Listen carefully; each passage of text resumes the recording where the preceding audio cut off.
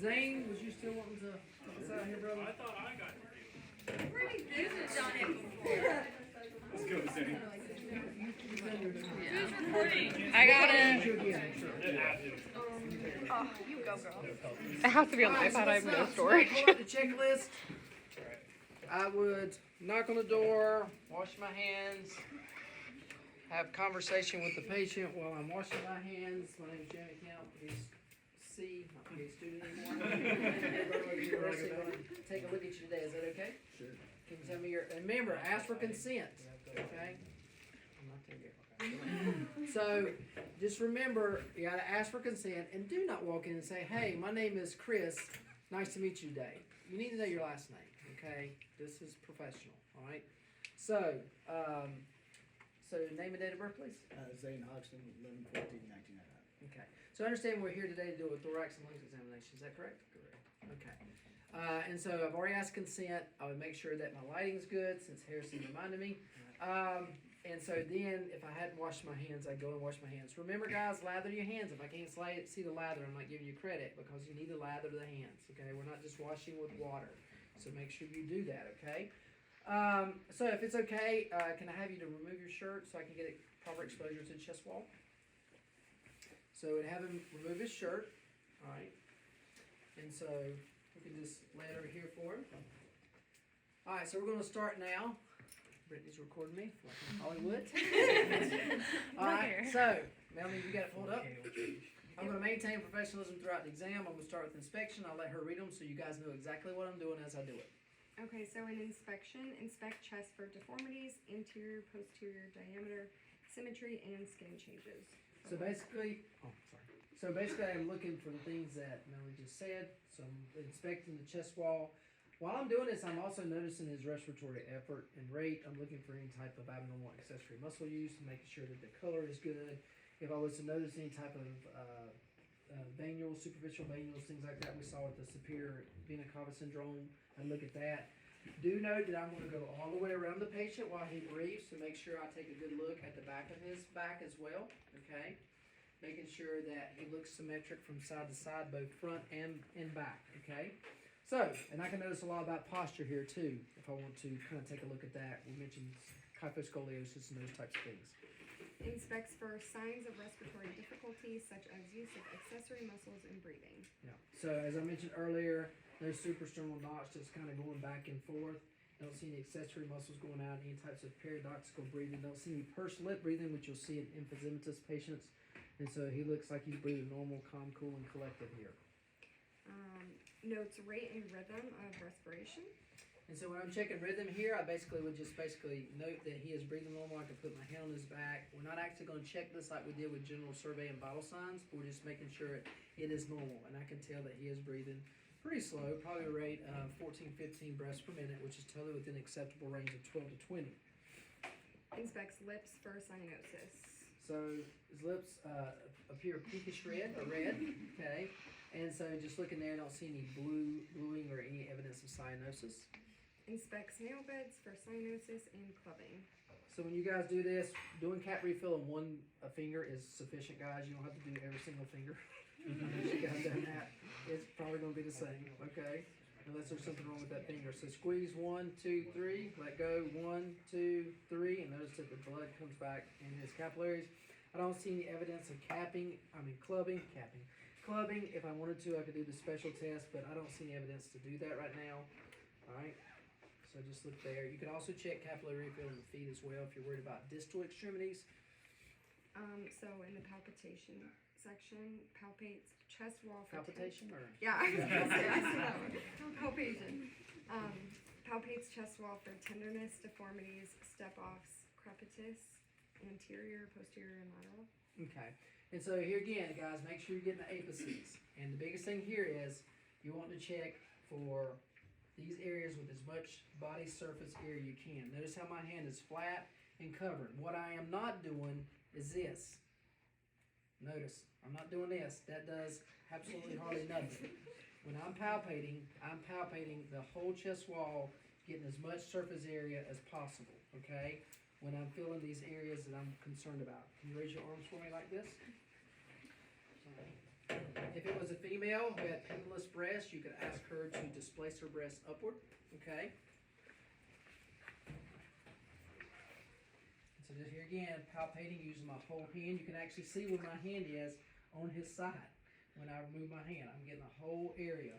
All right, you put your arms down. And so here, since I'm not listening, I don't need the scapula to be displaced. I'm not percussing. They don't need to be displaced. I just need that when I need to get into the air space. So I'm just going to palpate kind of over the trapezius and then just work my way down. Okay. You can walk the spine a little bit if you want to, because they're looking for step-offs. This one would probably be a big area that you potentially could hear it. If there's something going on with the spine. And then just kind of palpating over the area to make sure you don't see anything or feel anything abnormal. Alright? So really, realistically, this should probably take you about 45 seconds to do front and back. But just making sure you cover the whole area. Okay? And mention those things that you're looking for. Palpates thoracic expansion for symmetry of respiratory effort, anterior and posterior. So anterior thoracic expansion, this is the one I told you that the students have a little bit of difficulty with. So as you go, watch how I'm going to like squeeze. I'm going to kind of give them a little squeeze and kind of push my thumbs together. And you see how it kind of makes a little crevice there, right? Now I kind of relax and say, okay, take a big deep breath in. And everybody can see how my hand kind of just flared out just a little bit. It's not going to go really wide. 3 to 5 centimeters in the front and 5 to 8 centimeters in the back. The back, what you want to try to do is get underneath the costovertebral angle, kind of where our costal margin is there. Kind of want to grip in the back. Take a big deep breath in and out, and just let your hands follow his breath, okay? This one, since both of your hands are involved, you can estimate it. If you're worried, then what you can do is you can take your fingernail, push it in his back, it's not going to hurt that bad, and you come back and mark your pin if you're worried about the measurement, okay? All right? Palpates for tactile fremitus, anterior 3 bilaterally and posterior 4 bilaterally. Okay, so basically I said to use the side of your hands is what I recommend, all right? So I'm going to try to get one above his clavicles, so say the word 99. 99. Now, regardless if it's a guy or a girl, we never want to cuff, even if it's a guy. So we want to turn our hands sideways. 99. Okay. Can you hold your arms up? 99. All right. And then on the back, can you cross your shoulders for me and give yourself a big squeeze? Because now I do want the scapula out of my way. Go ahead. 99. 99. 99. 99. If you want to do one more for good measure. 99. Okay. All right. And you can feel that a little bit. Okay. Percussion, so percusses chest wall or alternating sides, anterior 6 bilaterally. So remember, we're going to do the ladder formation. So remember, tapping at the end of your finger here. When I hear that, it should be almost like a resonant sound. Don't do it over the bone, because then it's going to be a dud. You want to get over the airspace. Okay? And like I said, as long as I'm going cross back and forth, it doesn't really matter.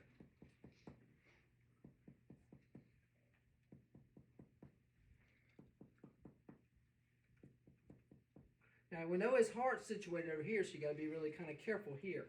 So kind of get maybe inside that lingula. Arms up. Okay. Y'all can hear the resonance sound. All right. Try to get in between the rib, not over the rib. Give yourself a big hug.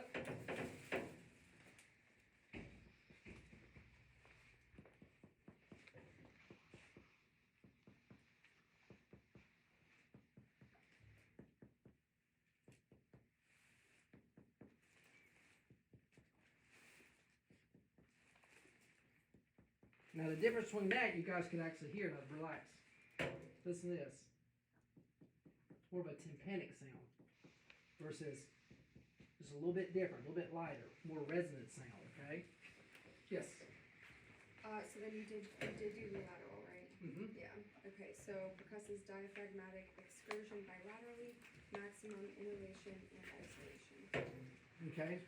Let's go to piano. Epic failure. Does it work? Alright, so what I want you to do is basically This one we don't need a hug because we're below the scapula. It doesn't matter. So what I'm gonna have you do is take a big deep breath out and hold it, okay? Breathe in really big. Breathe it all the way out and hold.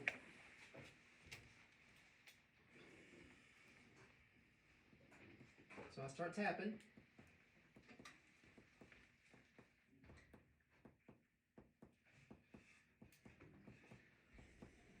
Okay, you can breathe. Alright, take a really big deep breath in and hold it when you get a chance. Just breathe out a couple times. Now take a big deep breath in and hold.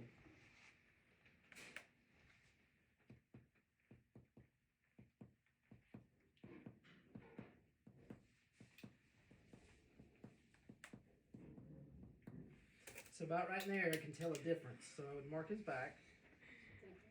Okay, and that should be about 3 to 6 centimeters, and that's about 2 inches if you guys look there. Okay, close to 2 inches. All right.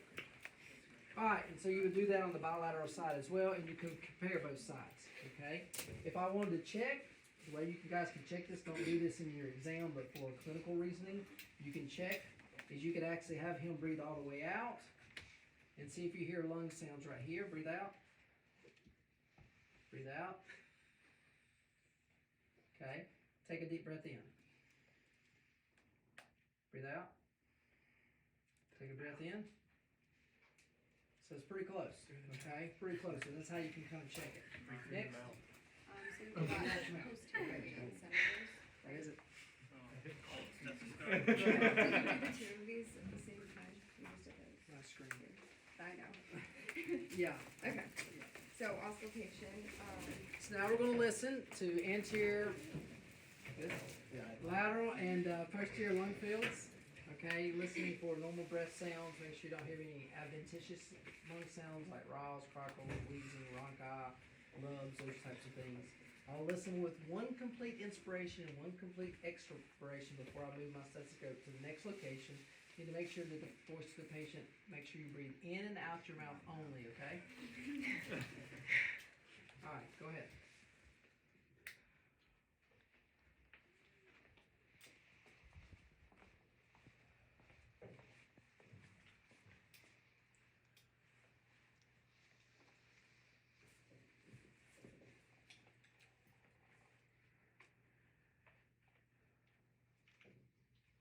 Alright, so I go here, here, here, here, raise your arms up. Here, here, cross your arms in the back. Take a deep breath in and out. Again. Struggling. Alright, go ahead.